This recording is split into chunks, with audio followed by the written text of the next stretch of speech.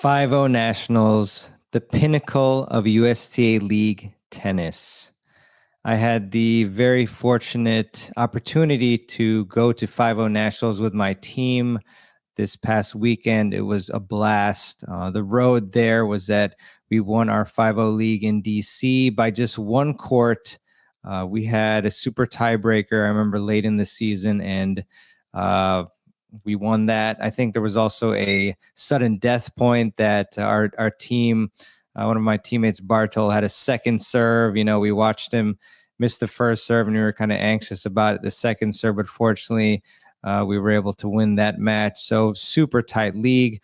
And then we won sectionals in Virginia. I actually wasn't able to participate in that tournament because we had 4 or 5 sectionals at the same time. And as some of you may remember, I was bumped down to 4 or 5 this year somehow. Not sure how, but it's all good. More opportunities for mixed with better, higher level partners. And that's how we got there. And so me and my girlfriend, Kate, we went to Arizona a week early to explore, a little less than a week early. The tournament started Friday, and we both went there the previous Saturday. So had a great time to Scottsdale, then Flagstaff right away, then Page, hit up Antelope Canyon, which was amazing. Also played some tennis there at 7,000 feet altitude. So good preparation for the about 1,200 feet altitude in Scottsdale. Then we went to the Grand Canyon and then Sedona for a couple of days, and finally back to Scottsdale Thursday for a practice. But we had the unluckiest draw of all time. Unbelievable. We played the eventual champions the first day in the first match. And then the second match of that day, we played the semifinalists as well. And then the third day, we played a team that went 3-1 and narrowly missed the semis because we took a match off of them. Our only match victory, individual match victory, unfortunately. And then in our last match on Saturday, we played another semifinalist. So let's recap the action. Match 1, Friday morning against Intermountain, the champions of 5-0 Nationals. Unfortunately, we ended up losing all 3 of our matches in straight sets. I believe our number 1 doubles was the closest match. I think we had a 7-5 set there. And just NorCal came out, Intermountain came out swinging. Very high level team, and their number 1 doubles is what I watched the most. And they had a taller guy who was very, very aggressive. He reminded me a bit like of Max Purcell in a way. I think he's the one with the mustache, I forget, but he's a super aggressive, standing in the middle of the court while his partner was serving, and picked off a lot of volleys. So that was a tough start there. And then in match 2 on Friday, and by the way, I didn't play match 1, 2, or 3. Just as a quick interruption, I am a 4-5, as I mentioned, and we have a team of very, very strong 5-0s, and I totally, understood that, it was all good with me playing 1 or 2 matches.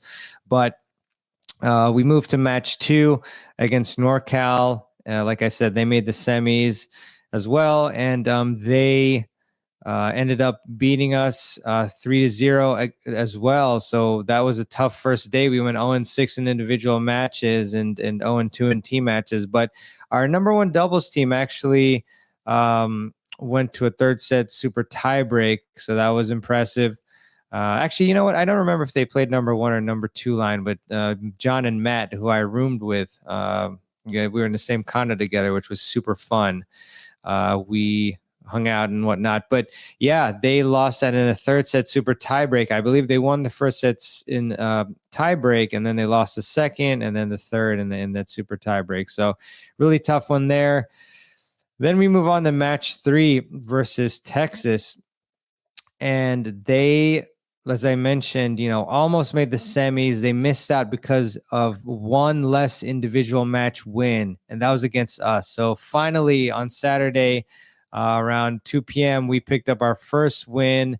this was our number one doubles team. Again, this was John and Matt, and they won 7-5 the first set. And then they were actually down a break 3-4 in the second set when one of their opponents, very unfortunately, I believe, popped his calf or like strained his calf, one of those. So he had to get on a wheelchair. So unbelievable. Like, again, we have a very strong 5-0 team.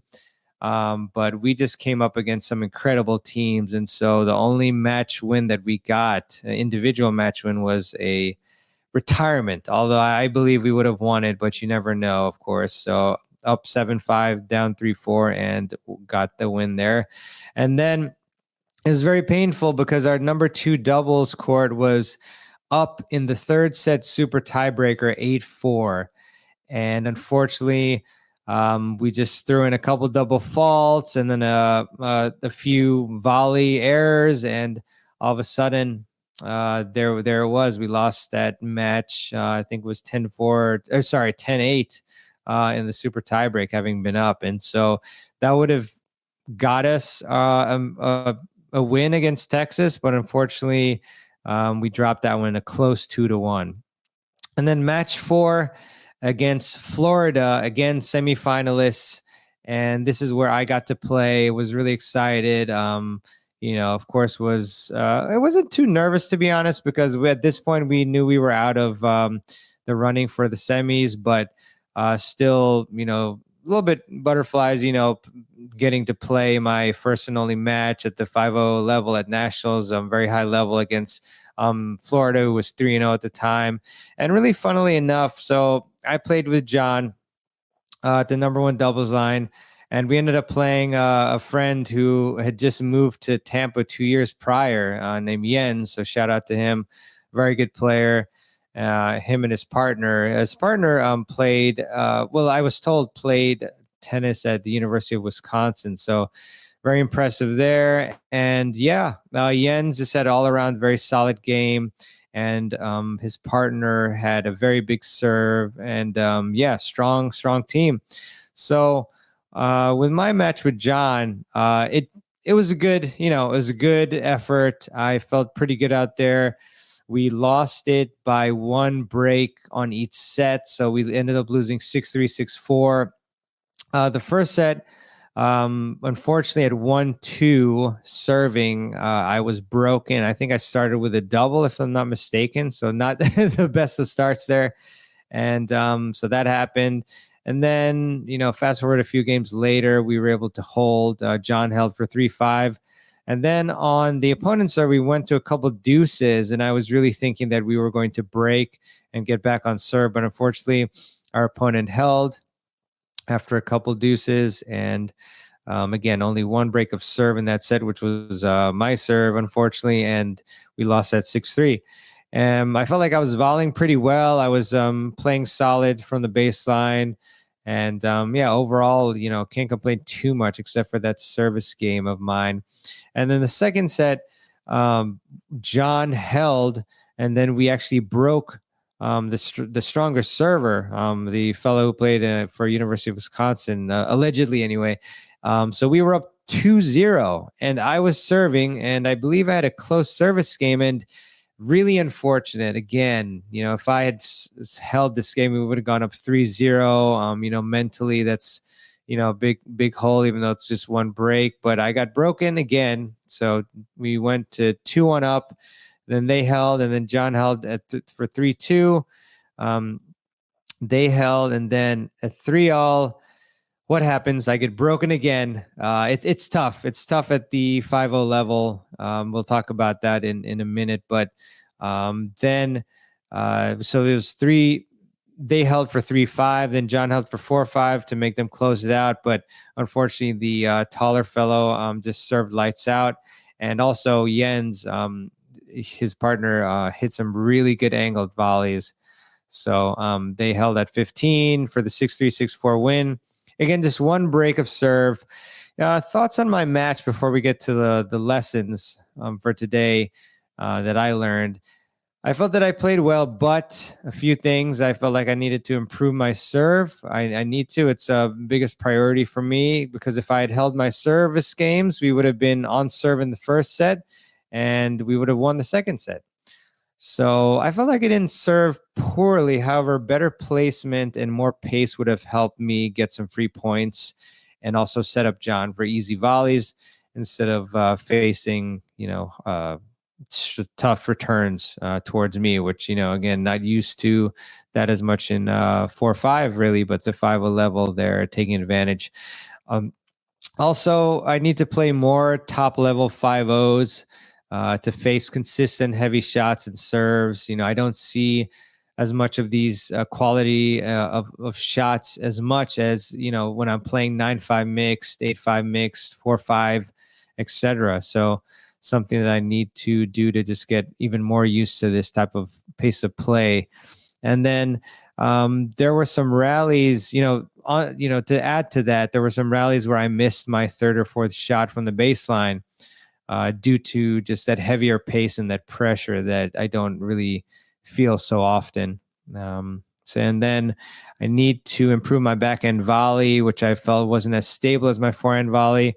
When I was on the deuce side, for example, at net while John was serving, even though they whacked some returns, I felt like my forehand volley was super solid and able to, either end the point or set up a kill shot, so to speak.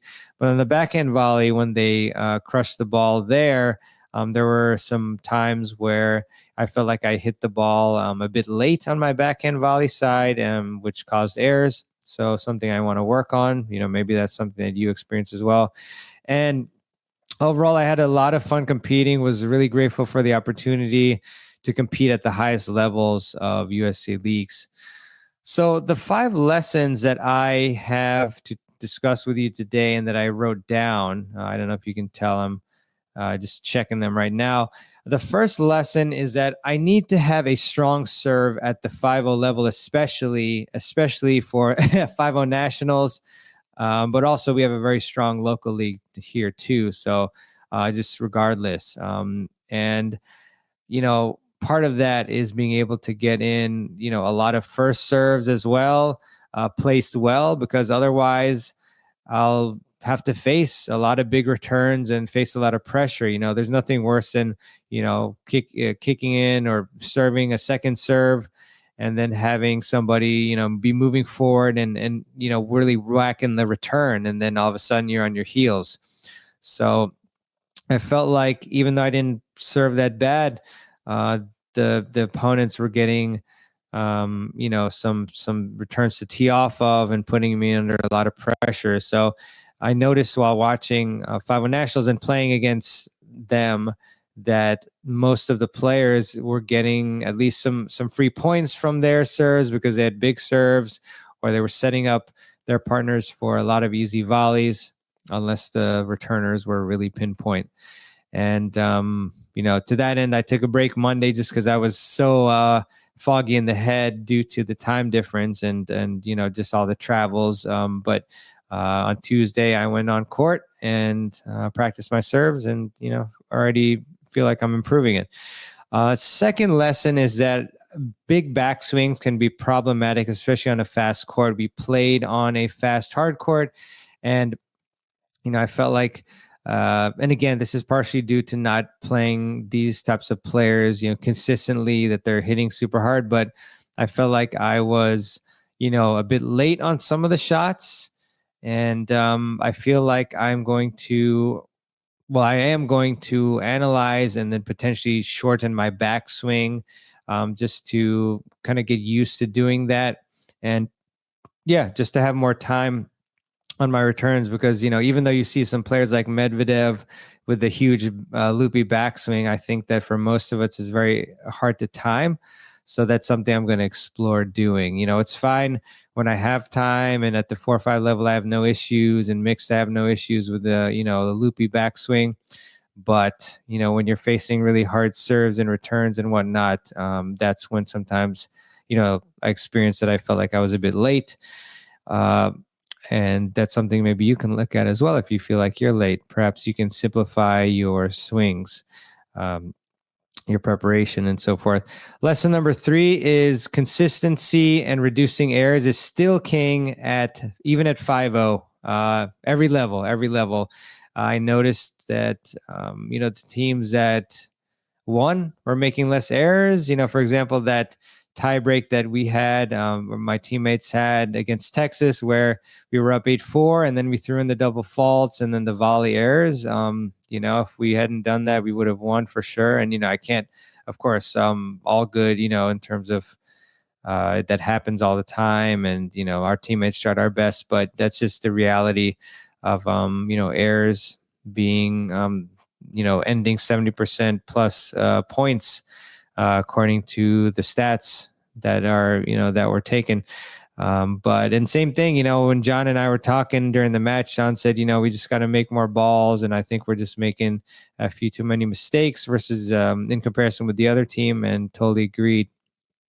And, we did a bit better in that second set with that.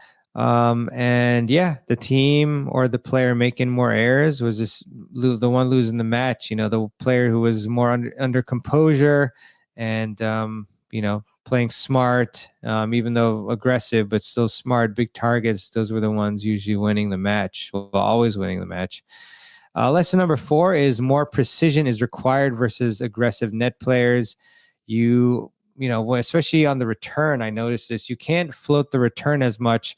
Watching my teammates, some of them ended up, and again, they were facing tough serves, but they would, maybe float the return a bit, backhand slice, forehand slice. And some of those net players, they were just so aggressive. Some of them, doing the I formation and just ready to pounce and get that volley and put it away. So you need more precision at these high levels against aggressive net players.